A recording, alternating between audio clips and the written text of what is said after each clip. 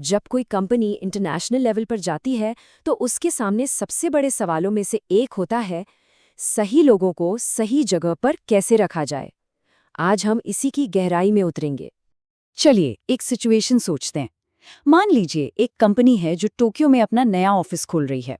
अब सवाल ये है कि उसे कौन चलाएगा।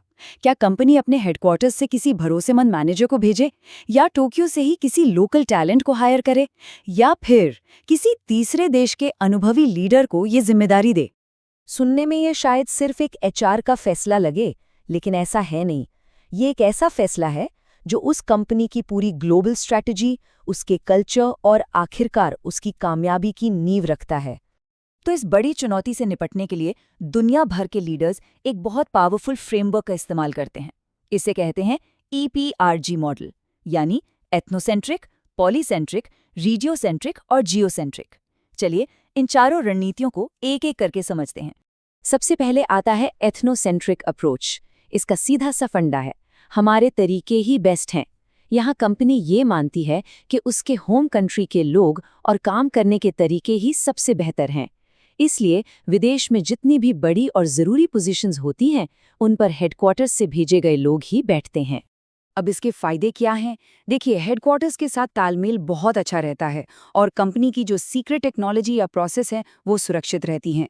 लेकिन इसका नुकसान भी बड़ा है। एक तो कल्चरल मायोपिया का खतरा रहता है, मतलब लोकल मार्केट को समझने में चूक हो सकती है। और दूसरा, अपने कर्मचारियों को दूसरे देश में भेजना और बसाना बहुत बहुत महंगा पड़ता है। अब देखते हैं इसका ठीक उल्टा, पॉलीसेंट्रिक अप्रोच। इसमें हर देश की ब्रांच को एक अलग यूनिट की तरह देखा जाता है और उसकी कमान उसी देश के लोकल लीडर्स के हाथ में होती है। इसका सबसे बड़ा फायदा है कि लोकल मार्केट की समझ बेहतरीन होती है, लागत कम आती है और लोकल टीम का मनोबल भी ऊंचा रहता है। लेकिन इसमें एक बड़ा रिस्क भी है कि लोकल ऑफिस और हेडक्वार्टर के बीच एक दूरी बन जाती है। इससे एक जैसी ग्लोबल स्ट्रैटेजी बनाना बहुत मुश्किल हो जाता है। तो एक तरफ है पूरा कंट्रोल, दूसरी तरफ पूरी आज़ादी। इनके बीच का एक रास्ता भी है जिसे कहते हैं रीजियोसेंट्रिक अप्रोच। इसमें कंपनियां दुनिया को अलग अलग रीजन में बांट देती हैं, जैसे कि यूरोप, साउथ ईस्ट एशिया वगैरह। और फिर मैनेजर्स उसी रीजन के अंदर एक देश से दूसरे देश मूव करते हैं। ये एक तरह का समझौता है जो लोकल ज़रूरतों और ग्लोबल लक्ष्यों के बीच बैलेंस बनाने की कोशिश करता है। लेकिन इससे एक नई प्रॉब्लम खड़ी हो सकती है। कंपनी अलग अलग रीजनल गुटों में बंट सकती है और एक सच्ची ग्लोबल सोच कभी पनप ही नहीं पाती। और अब आते हैं सबसे आखिरी और शायद सबसे मॉडर्न अप्रोच पर, जियोसेंट्रिक। इसका सिद्धांत बहुत सीधा और सरल है। काम के लिए जो सबसे बेस्ट इंसान है उसे नौकरी मिलनी चाहिए, फिर चाहे वो दुनिया के किसी भी कोने से क्यों ना हो। सुनने में तो ये बहुत अच्छा लगता है ना? इससे एक ग्लोबल टैलेंट पूल बनता है और देश विदेश के भेदभाव खत्म होते हैं। लेकिन असल में ये सबसे महंगा और लागू करने में सबसे मुश्किल तरीका है।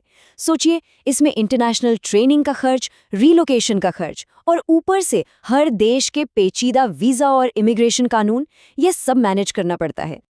तो ये तो हो गए 4 रास्ते, पर कोई भी कंपनी ये तय कैसे करती है कि उसे किस रास्ते पर चलना है? ये फैसला कुछ बहुत ज़रूरी फैक्टर्स पर टिका होता है। सबसे पहली और बड़ी चीज़ है लागत। जरा इस आंकड़े पर गौर कीजिए, 3 से 4 गुना। जी हाँ, किसी मैनेजर को अपने देश से दूसरे देश भेजने का खर्च उसकी बेसिक सैलरी से 3 से 4 गुना ज्यादा हो सकता है। इसमें उसका घर, बच्चों के स्कूल का खर्च और दूसरे कई भत्ते शामिल होते हैं। तो ये एक बहुत बड़ा फाइनेंशियल फैसला है। पैसे के अलावा और भी बहुत कुछ देखना पड़ता है, जैसे कंपनी की अपनी बिजनेस स्ट्रैटेजी क्या है।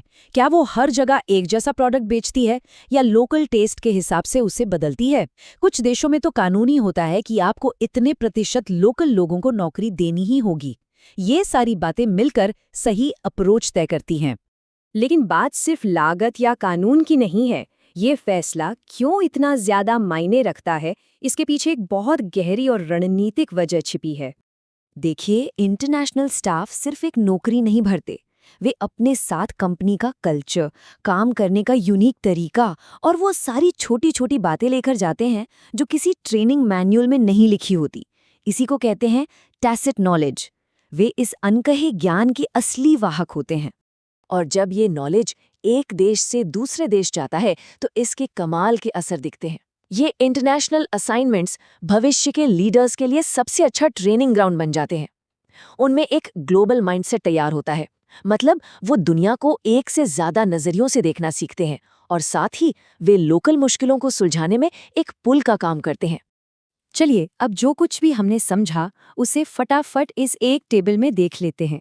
ये इन सभी अप्रोच के बीच के फर्क को साफ साफ दिखाती है कि कौन लीड करता है, कम्युनिकेशन कैसे होता है, लागत कितनी आती है और सबसे बड़ा रिस्क क्या है। ये एक बेहतरीन चीट शीट की तरह है। और आखिर में एक सवाल जिसके बारे में सोचना जरूरी है।